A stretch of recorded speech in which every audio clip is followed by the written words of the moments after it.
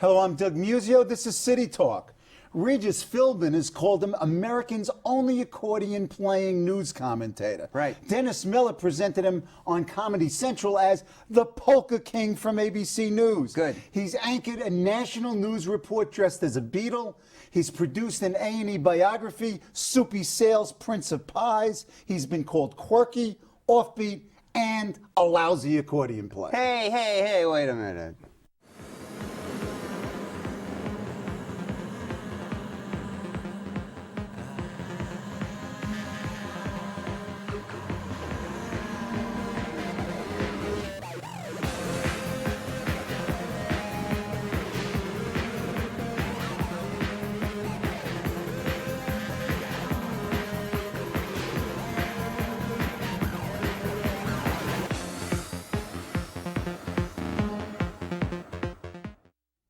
He's Barry Mitchell, and he's here at CUNY TV bringing his unique brand of news, entertainment, information, what is it? And silliness, just plain silliness, to City Talk and Study with the Best. Barry, welcome. Thank you, Doug. I'm proud to announce my candidacy for mayor of the city of New York on your show right here today. In 2009, 2013, when? Did I miss this year? You missed. All See, right. you're out of touch. All right, next time. Okay. I've been laughing at clips now for a couple of days trying to figure out which clips we're going to use. Let's just start with the very first piece that you did for City Talk on the subways. Right. Let's look. Ah, the New York subway. Love it or hate it, it's the only game in town. Subways are the great equalizer, no matter what your station in life. And when it comes to having an opinion about the subways, everyone wants to put in their 2 cents. Bucks, $2. It's dirty, it's nasty. That's very bad. But good about it is, I think it's $2 fair.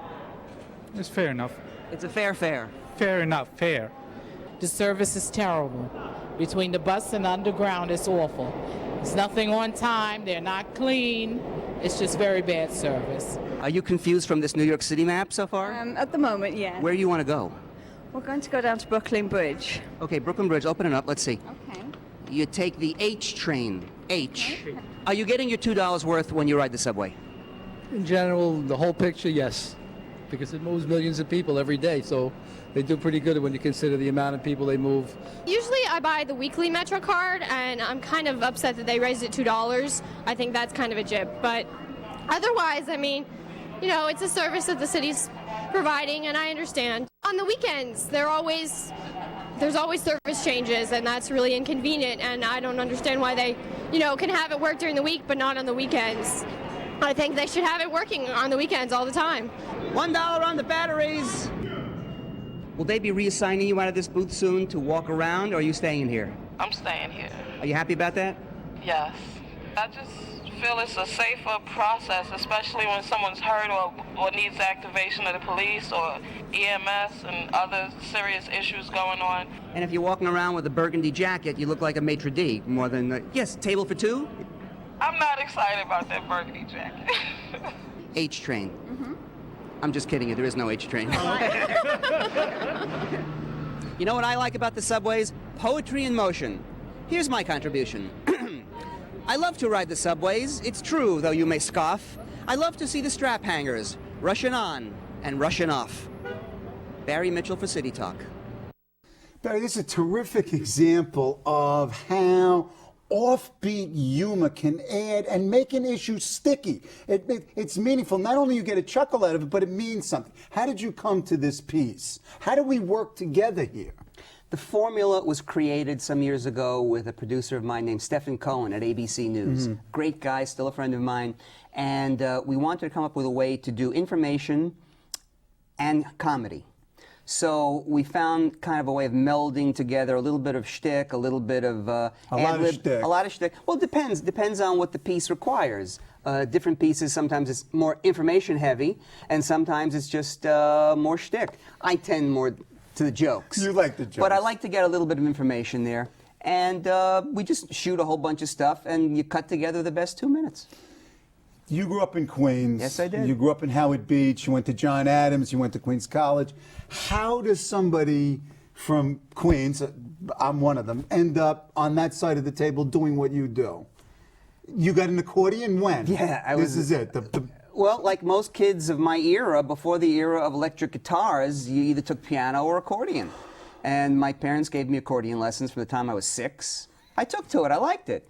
And I used to entertain in the living room when relatives came over, play Lady of Spain for us. And I oblige, and I love the spotlights, and I love the attention, and I just started doing accordion. When I was a teenager, I started playing accordion at weddings. Oh, God. And played all of your major catering halls in the tri-state area, and had a little band. Started doing MC stuff at the mics at weddings, and that's where I started enjoying talking. Aside from the music, right. Led to a stand-up act. Did that for over 20 years. Now, where did you do your first stand-up, and do you remember? Yeah, it was the Improv. Catch a Rising Star. I needed something. This was the comedy boom of the 1970s. And everyone in the early was 80s, everyone was doing Saturday comedy. night. It was really the boom. Every corner bar had a comedy night, you know, so it was easy to get work. And at the Improv was tough to get past there, Catch a Rising Star. So I decided I needed something to set me apart. Played the accordion. I figure I'll be like a Henny Youngman, but instead of using a violin, I'll use my accordion. Right, it's perfect. And it was perfect. And topical song parodies. And I would come up with the accordion, which right away gets a laugh, because let's face it, it's funny. My brother played the accordion. I still laugh at him. Look, I'm a little guy. I'd come up with a big accordion, and I'd just stare at the audience for a couple of minutes without even talking, and they'd be laughing. And I'd say, "What do you think of my tie tack?" You know, and they're laughing already. Right. And then I'd do some silly songs, some stand-up, and that was my act. Let's go to what is absolutely my favorite, and that is your World News Polka. The first time I saw this, I will remember this, I was screaming because it was so utterly silly. Thank you. Silly. This was and is the theme song for the ABC News overnight show World News Now. And it has 13 been years. 13 years. 1992 to now. Yes, almost since the show went on the air in 1992. And there's been various incarnations of it, and this was the one everyone likes best. It was the one we worked hardest on. It was a music video. Do they still send you checks? Actually, they do. All right. I'm not associated with the show anymore, but I still get checks. Let's look at it.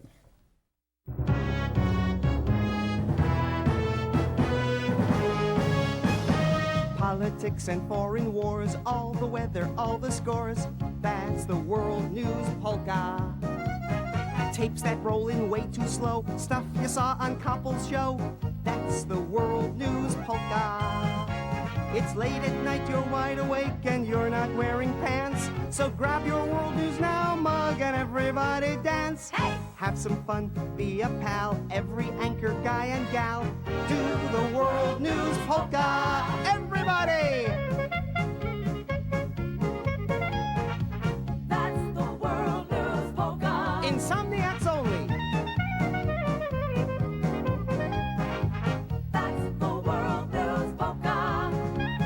Who cares what the bosses think? They're a goofy crew. No clue. And if your neighbors call the cops, here's all you have to do. No? When they yell, It's 3:30. tell them, hey, it's news to me. That's the World News Polka. They make us work the graveyard shift, that's why we go for broke.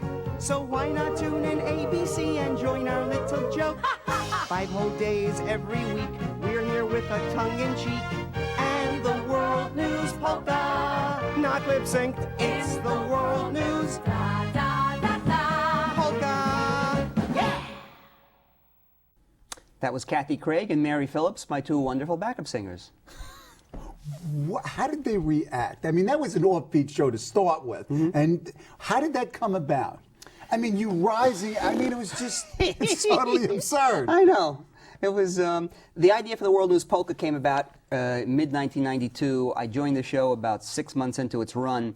Before I came to the show, they always play some sort of music going into weather. And they play very eclectic kinds of cuts, all different kinds of music. One night they played polka.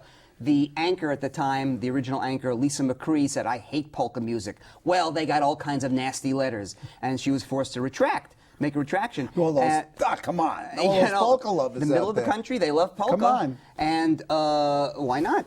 And they said, all right, from now on, we're going to embrace the polka. And as coincidentally, I joined the show shortly after that, and they said, you should play the polka every week as a theme song. Play a polka. I said, I'll write you your own polka. And I did, and it became something of a cult hit. It was, and one of my favorite lines. It's late at night. You're not wearing pants. No, it's late at night. You're wide awake, and you're not wearing pants. So grab your World Is Now mug and everybody dance. Insane. It means nothing, but totally insane. Totally insane. People tell me they still get emails over there saying people look forward to it. They took it off the air for a while, but people requested it because they know it's the end of their work week when they see it. People on the overnight shift around the country, when they hear the World News Polka, this is good. That signifies the weekend. Okay, just a couple of questions. Most bizarre story you've ever done? The most bizarre story was about 1.5 years ago. I'm not sure exactly of the name of the organization, but this guy who who runs these snuggle parties, or cuddle parties, I think he calls them, in Manhattan. He charges people $35 to come up to his apartment. They wear pajamas, he serves food, and you all cuddle. Cuddle? There's no sex, and there's nothing like that allowed. But he fancies himself some sort of a therapist. I don't want to get in trouble. I'm sure he's a very nice guy, and I'm not sure what's going on there, but I felt very uncomfortable cuddling with a bunch of strangers. So you're not the cuddly type? Well, I am, but not with strangers that are paying $35 to get cuddle. hugged. Okay. It was one of those things like, get me out of here. Fun story. What did you have the most fun doing? The most fun, hands down, I made Mel Brooks laugh. Mel Brooks and Carl Reiner. I was interviewing them. I thought I was just interviewing Carl Reiner. I found out at the last minute Mel Brooks was going to be there at the same time. I said, oh my goodness, I have to rethink my questions. And I got them to do their 2,000-year-old man bit for me. And they were ad-libbing, and that was a great thrill to see them do that. And they were talking about Lincoln being Jewish, Abe Lincoln being Jewish. I don't know how they got on that tangent. And Carl Reiner says, are you sure Lincoln was Jewish? And Mel Brooks goes, as the 2,000-year-old man, says, yeah, I saw him in Springfield, Illinois. And very simple man. On his night table was just a Bible and a candle and a corned beef sandwich. He says, that's how you know he was Jewish? And he said, well, his first name was Abe. And then I piped up and I said, and he was shot in the temple. Oh. Well, that was their response. They did that first. They did that first, and then they laughed. And Mel Brooks said, I don't know if I'm going to laugh at that one. Well, and then Mel Brooks laughed and said, 2 demerits, Barry. Your most unexpected reaction to either one of the things that you produced, or you had the most unanticipated reaction to something that you did? A few years ago, there was a show called Xena Warrior Princess. Oh. And I got to meet Lucy Lawless, Xena.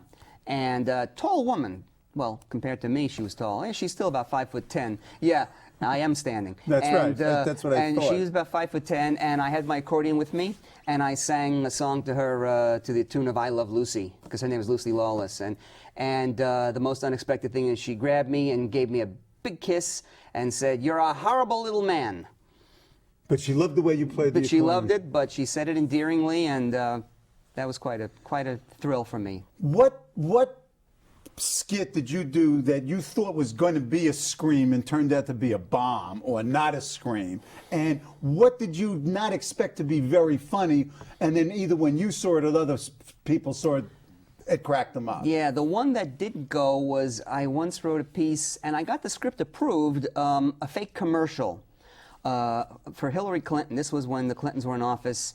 And there was some question about her investments, and I made a commercial for fake makeup called Cover Up Girl instead of Cover Girl. And and we got a model to come in the studio and did all kinds of model shots with the wind blowing, and it took a long time to cut, and it was great. And showed the finished product to my producer, and they said, "We can't use this."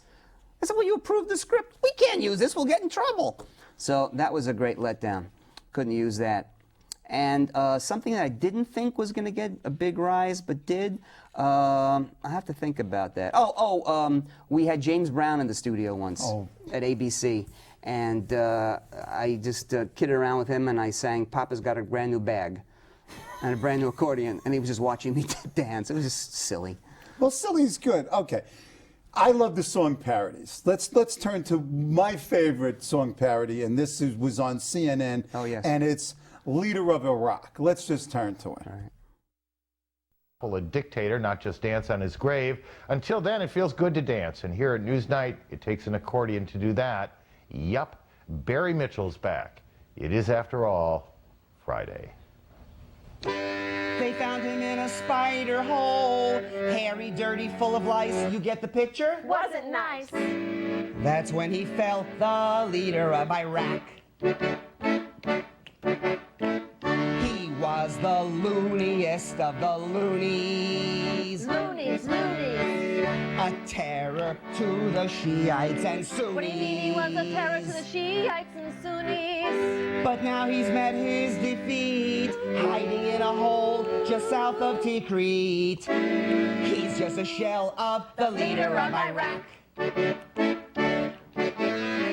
Saddam's the prize we wanted to nab. Nab, nab. He hid by driving round in a cab.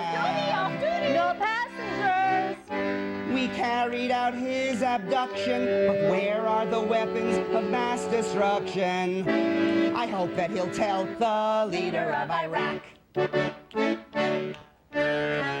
He climbed up from his hole and surrendered, looking haggard but surprisingly hardy.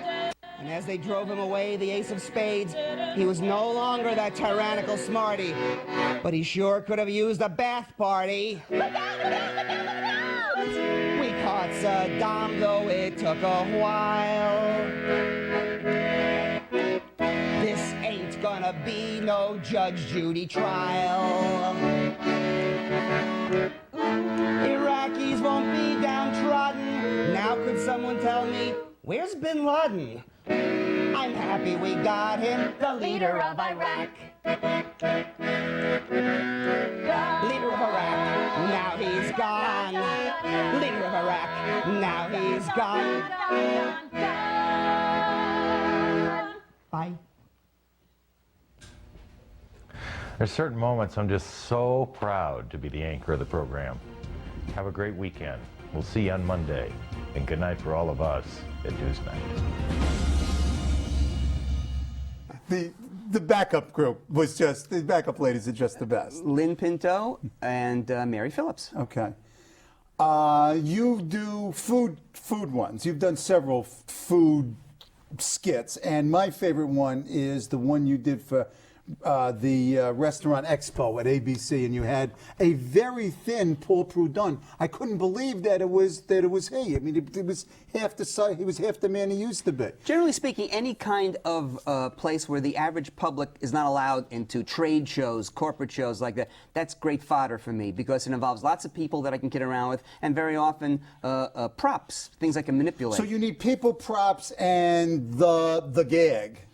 Any sort of people and props or people and or props. The people and props together are great because that gives me a chance to just ad lib and kid around with them. My favorite line in that one, though, is, what do you make blackened? Toast? Was that his line or was that yours? I gave him that line. And he delivered it perfectly, so you did well in that. I love it when they're funnier than me naturally. Right. But if they're not, I'll give them a line. Right, you're not going to take any chances. I'll give them a line, and it's a testament that it works because people that I've worked with for years will still come up to me and go, where do you find these funny people? Right. And I say, oh, just lucky, I guess. Not so really. you can't see the hidden hand. Sure. You know, it's all choreographed. You know it beforehand. But, I mean, let's stop talking. Let's just do more clips. All right. The roller derby clip. I love the roller derby. I grew up with the roller derby. I think roller derby is a legitimate sport. How did you come to this piece? And we must say this is the world premiere of the roller derby. Tell us how this came about. The world premiere of this clip on your show. This was a clip made especially. This was a piece made especially for City Talk. This is the first time it's being seen. I think I found out about the roller derby just through a press release. And you never saw roller derby as a kid? Not in my life, no. Oh, you missed that cultural experience. It's come back big now, and this is perfect for City Talk because it's a New York City thing. It's women that do roller derby. They're serious about it, and they've brought sort of a punk rock spin to it. Let's look.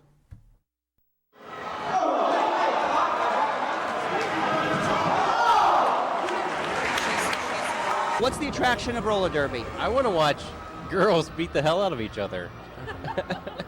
And possibly get hit by some of them. This has personality. I mean, there are characters. This is like in between professional wrestling and boxing, but with beautiful women. Welcome to a new spin on an old sport. Tonight we're playing against the Queens of Pain, representing Queens, and they are dominatrixes. Meet the Gotham Girls. They're not your grandmother's roller derby.